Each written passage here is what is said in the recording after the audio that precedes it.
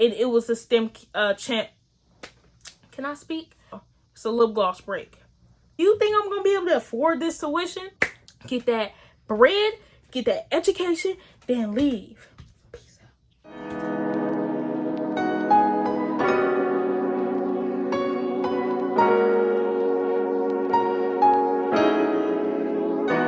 What's up, y'all? Welcome to my YouTube channel.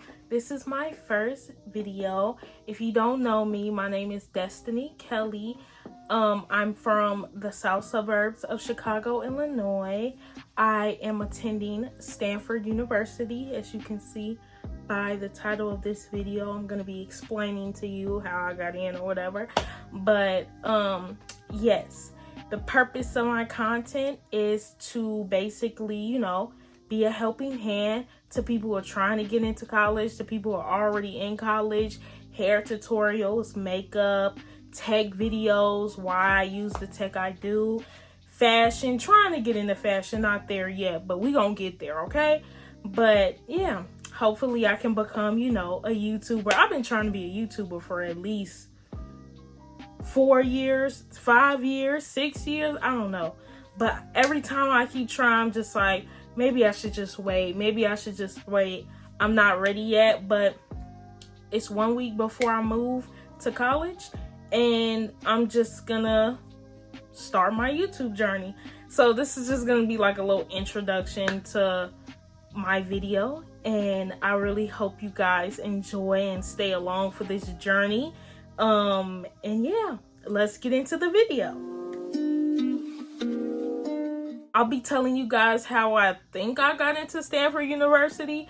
Obviously, I don't know, but hopefully my advice and my experience through the application process can help you guys when you're applying to college. And even if you're not applying to Stanford University, this definitely will fit other schools. So, I mean, just stay and watch, see how you can, you know, help yourself out for the application process. Also, before we start, you can look at the screen or in the description box of the timestamps of what I'll be talking about in certain sections of this video. Now, of course, this is going to be a hefty video, so before we like jump in, get you a snack, lay down, look, get you a notebook, take notes, you know, see how this can help you in the best way possible. So let's just hop in. Not me forgetting the beginning of my video, I forgot to tell you guys, like the Stanford portion. So basically what happened is I applied early action. I recommend applying, don't look at the nail. I recommend applying early action. I did that. My application was due November 1st, and I was getting my response back in December.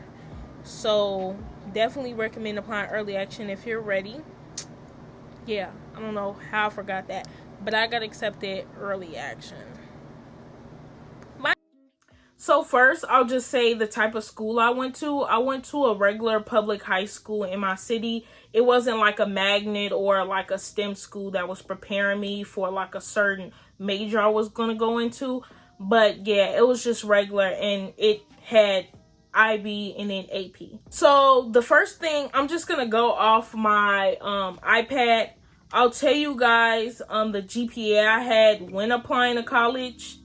It was a 5.1 on the dot for weighted, and then my unweighted was 4.0. The difference is weighted is like with your AP and IB classes, and then unweighted is just without those, straight if you got A's, B's, and it calculates like that. So when I applied, I had a 5.1 GPA, and that was because of like IB. And I'll get into that later in the video. So the first thing we'll go over, and sorry, I'll just be looking back and forth in my notes, so then I'm giving you all the information you need. Okay, so now I'll be talking about all my classes I took all 4 years, starting from freshman year to senior year. And I feel like how that would kind of make an impact on your college application. So first I'll talk about my freshman year classes, first semester. I ended up having like a weird whole year because I switched from regular classes to some honor classes. So what I took first semester was algebra regular, ancient world history, which was a requirement, biology honors, English, the regular one, high school reading, which was my reading class, which was a requirement, intro to engineering design, and then PE. Now you can see for my second semester, I ended up switching over algebra to algebra honors. Then I took biology honors still. I had education and career tech, which was my computer class. I had English honors now, health, and then I had another semester of high school reading. So my freshman year was kind of weird, but I ended up trying to take more rigorous courses as the year went by. And I showed that I also had my major interest was my intro to engineering design. I've been trying to do engineering all 4 years. Like, that was my dream. I knew what I wanted to be. So yeah, I think that also shows that, like, you know what you want to do if you have like a certain type of elective class. So now I'll talk about my sophomore classes. Sophomore year was also me just going into honor classes and then my first AP. So what I took all year was AP chemistry. I ended up doing decent in the class. Like, I got all A's. Also from freshman year, I got all A's. And then I also got all A's sophomore year, junior year, and senior year. So I did AP chemistry, but of course my AP scores weren't good enough for me to like even write that down for college. But I took AP chemistry. I took economics honors, which was a requirement. I took English honors. I took geometry honors, which was my second year of math. I took principles of engineering, which was the second year to my engineering elective. And then I took speech honors. Then second semester, I took chemistry again, driver's ed, English, geometry, PE conditioning, which was like more of like a weightlifting class. And then I had principles of engineering again. So yeah, sophomore year was pretty good. It was a little bit more rigorous because I did take that AP class. That was the only one available. Actually, they didn't even make AP chemistry available for sophomores, but I talked to my counselor to take it. But yeah, I got all A's that year as well. Then junior year and senior year, it was the same classes except one. I decided to take my school's IB diploma program, which is International Baccalaureate Program. And basically, I'll get into a different video about that and how I feel about it. But yeah, I did take IB. So for my IB, I got all A's again both years. I got Mandarin, chemistry, history of Americas, Lang and Lit, math studies, psychology, and theory of knowledge. And then my senior year, they dropped Mandarin, so I ended up taking Spanish, and then once again just the same thing that year, and I ended up getting all A's for both of those. I ended the year with a 5.3 GPA, and my rank was 1 out of 321 students. Okay, so now I'll just say just a few things about IB and how it helped me with Stanford. They didn't offer a lot of AP classes, so for me to keep my rank and my GPA, I decided to take IB. And that kept my GPA up, in which I have like a 5.1 now. Well, a 5.1 at the time. IB itself was very rigorous, so it was the highest type of classes at my school other than AP. So that just shows like your initiative in taking rigorous courses at your school. On the Stanford side, also IB helped me with writing, and we'll talk about that just a little later. When it came to the application process and essays, you wanted to take that as serious as possible when it comes to the college application process, and I feel like IB as well helped me with writing those essays and getting those skills. But then we'll just move on to my extracurricular activities. Now, all 4 years, when it comes to the college application, they love to see that you're involved in your school, as well as you being committed to those activities for a long period of time.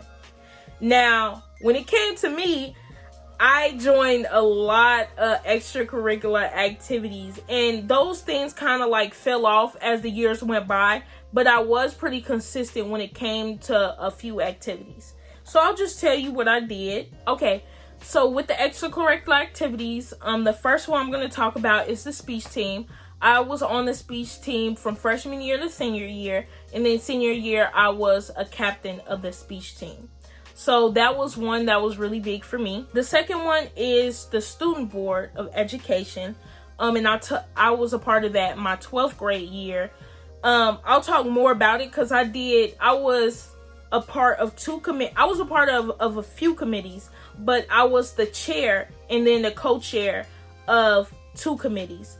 So that was my leadership roles for that. It's like, you know how you have a school board? It's like a little student board, like a student version of the school board, and that's what I was a part of. Then I was a part of student council 10th and 11th grade. I was just a member. I didn't have any special roles. I was a part of my school's National Honor Society 11th and 12th grade, and that was the only years they offered it. Like, it wasn't like from 9th and 10th, just 11th and 12th. I didn't have any special roles in that, but I did participate in like all the community service they did. The next activity was the Korean Club, and I was the vice president of that. I was also a part of my school's National Social Studies Honor Society, and that was just offered for seniors. It's also called Rho Kappa at my school, and I was the historian. Then I did just a bunch of community service events in my school, whatever was offered. At first, before IB, with IB, you have to do something called CAS hours. So it's community service hours, basically. And I participated in a lot of things at my school, whatever they had. Like, one was Haunted Hallways, which was for Halloween. Can I speak? Halloween. Then I had the Winter Wonderland, which was for winter, and then the community came and then basically participated in that. I was also a part of most of my school assemblies. I helped out with like Hispanic Heritage Month, Black History Month, those 2 things. My IB class participated and did like skits for that. I also attended church community events, then senior citizen community service events, those type of things that were happening in my community. So I did 2 huge community service events out of my 4 years where like I prepared and I facilitated, or I was a big role in making the event happen. Was one in 10th grade, which was my walk against gun violence. And it was just to represent like it's a lot of gun violence in my community and then the city of Chicago. So, and then also we did it during the time to represent some of the school shootings, like give a moment of silence for some of the school shootings that's happened throughout the years. The last one I facilitated, or like was a big role, was through my student board. It was called Hands Across Harvey. And if you heard of the event called Hands Across America, like your parents know about it most likely, where people hold hands to represent community and unity, that type of thing. So those were 2 huge events that I facilitated, or was a huge role. Now we'll get into SAT scores. Now, as y'all can see, I posted, this video is being posted with Rona going on. So honestly, I'll just give you my opinion. I'm not going to give you guys my exact score. Just know that it was under a 1300. It definitely wasn't for Stanford standards. So if you're like, oh, I'm not going to get into Stanford because I got like a 1300 and they only accept people with 1600s, don't believe that. Your SAT score is a little factor in a big picture. Like, you can't just point out one thing and be like, oh, I didn't get in because my SAT scores. Most likely you didn't get in for something else. So that's one reason why I'm just not going to tell y'all. It was under 1300. It wasn't anything good at all. But like, I just told them in my college application, well, it's like a little extra section about what you want to say about your scores. I just told them, like, I wasn't a good test taker. And I'm not a good test taker at all. Like, I have bad anxiety. And I wasn't going to keep stressing over something I couldn't change. Because I took the test, like, 3 times. As many times as my fee waiver could do. So, I was like, why am I tweaking over a test that, one, our school really didn't prepare us for? Not for real, but, like, they prepared us, but, like, you can only get in where you fit in. So, that was one thing. Another thing is, with Rona going on, with everything going on, and how the system has changed, SAT scores and ACT scores aren't becoming a big factor in the college application process. Some schools are becoming test optional, and most likely Stanford will be test optional in like soon. Like most schools are transferring over. So if you're having doubts about your SAT score, please don't worry about it. When the college application process was going on, I had one YouTuber, her name is Naja. She goes to Stanford University as well. And she told us how she got into Stanford. She basically like gave me the hope. It's like, oh, I don't need to worry about my SAT scores. Because, I mean, I definitely didn't even get close to Naja's score. But at the same time, she was just basically inspiring people like, don't worry about it. Don't stress over it. And I'm telling y'all, do not stress over it. Like, it's real. Do not stress over SAT scores. So I'm not going to talk about it no more. But hopefully you take this video into consideration. It doesn't matter who you are, nothing. Just don't worry. Like, with Rona going on as well, I don't even know if juniors took the SAT. I'm not sure. But don't worry. Literally, don't worry. So now I'm just going to get into the portion of the video where I just give college advice. Even if you're not applying to Stanford, this can apply to most schools, basically all schools. So hopefully this can be helpful. So the first thing, looking for the right college. Now, it's a bunch of colleges out there, not just Stanford. Like, it's a bunch of colleges that can fit you. It could be based off of where you want to be at. It can be off of how much money you most likely have to pay, depending on your EFC, which is expected family contribution.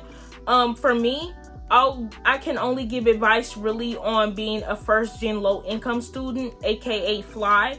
So my EFC was 0.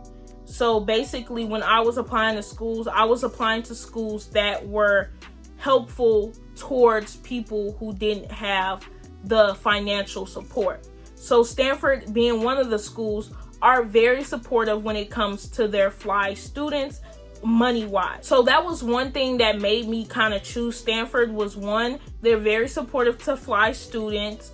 2, based off the area, you got to think about that. I wanted to go to California. I've never even touched the West Coast. So I wanted to go to a school that was like new.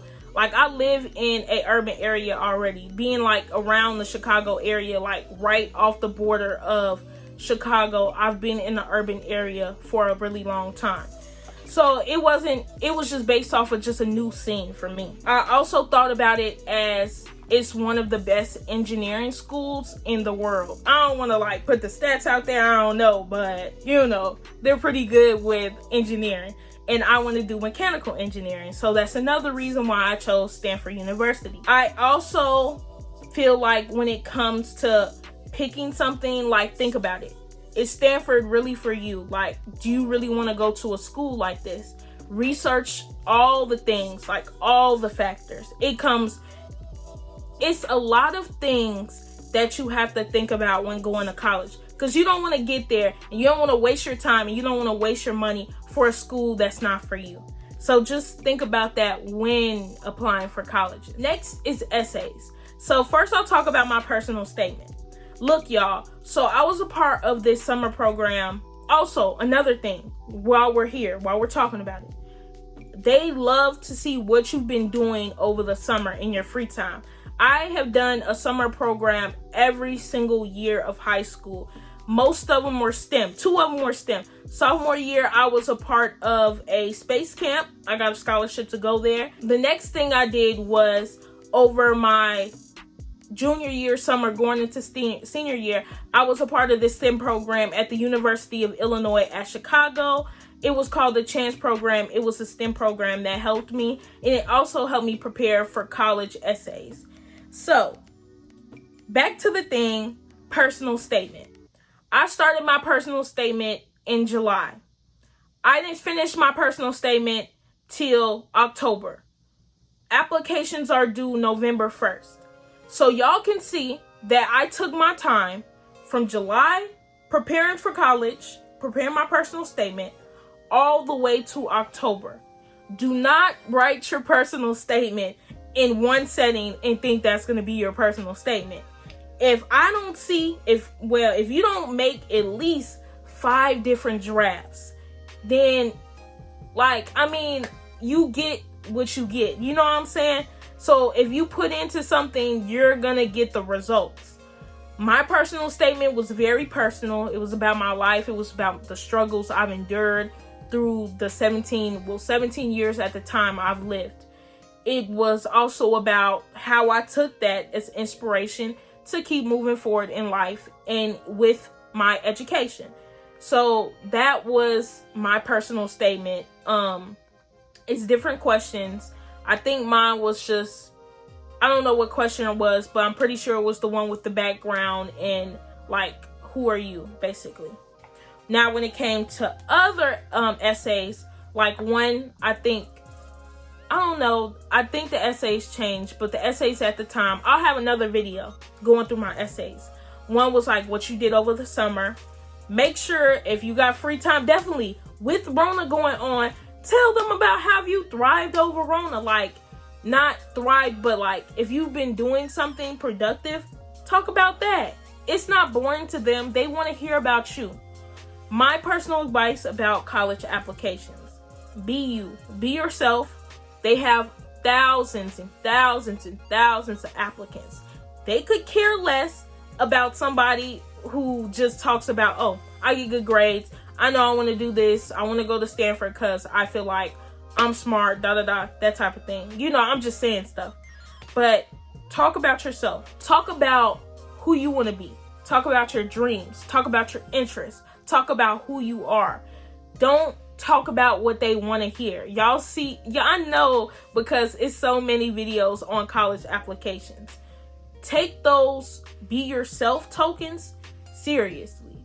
Take it serious. Talk about yourself. Talk about your family. Talk about who you are and how it shaped you into the individual you are today. Do not talk about your academics. They already see that in the application process. Do not talk about anything they've seen. If you talk about your community service, talk about how that makes you as the person you are today. Don't talk about, oh, I've done community service. I feel like this is something that shows I'm a good leader. That type of thing. Once again, I'll be making that separate video on essays and on the college application process again. So stay ready for that. Okay. Finally, is the money viewpoint. The money viewpoint is a serious thing when it comes to the college application process. Like I said, I'm a 0 EFC. I am from a fly household, first gen low income. So that's one thing to really take serious when you're applying for colleges. For Stanford, specifically, Stanford is supportive to money-wise. Stanford is, because I don't go there, but Stanford is supportive money-wise for first gen low income. So if you're doubting about applying to Stanford because you're like, this school way too expensive, I'm not going to be able to pay for that. I'm first gen low income, or I'm low middle class, or whatever. I don't but like I said, make sure you're applying because you want to apply. Don't apply because, don't stop yourself from applying because it may be expensive. Just because it's expensive doesn't mean that you're going to have to pay for it. Think about that. Ooh, don't look at my nail. Just because it's an expensive school does not mean that you're going to have to pay that full tuition. You may be that first gen low income that's going to be financially supported. So I say don't worry about it. If you're first gen low income, if you don't have enough money for college, you'll be supported from Stanford. I feel like, oh, y'all, I've been talking for a long time. Look, I'm going to include this in the video. It's a lip gloss break. we gonna do these every video, lip gloss sprays, because, you know, I've been talking a lot. It's a lot of stuff to, like, take in, you know? So, I know I'm talking a lot. So, I just know y'all know, just like, girl, this is too much. But, once again, apply to Stanford because you want to apply. Don't stop yourself from applying because you're scared it may be too expensive for you. Once again, like, it's a school. Talk to them, you know. Say, man, I can't afford this. Do you think I'm going to be able to afford this tuition? But, once again, student debt is a real thing, a horrible thing. So, like I said, if you are having a hard time when it comes to the money viewpoint, push and strive to get the lowest amount as possible. Or if you know you're having a hard time when it comes to money, talk to them about it. The best thing you can do is talk. If you don't say nothing, you're not going to get anything. Closed mouths don't get fed. So that's really all I can help you, you know, when it comes to the money viewpoint. If you have any questions, DM me, text me, call me. Well, don't call me. Well, call me if if you're having any questions about that, text me. Of course, I'm going to get back to you. I'll tell you as much information as I can regarding that type of situation. Also, I have later videos on the money aspect of college applications. But that's pretty much it. We just gonna wrap it up now. We finally came to the end of the video. It was a lot of stuff to take in. I already know.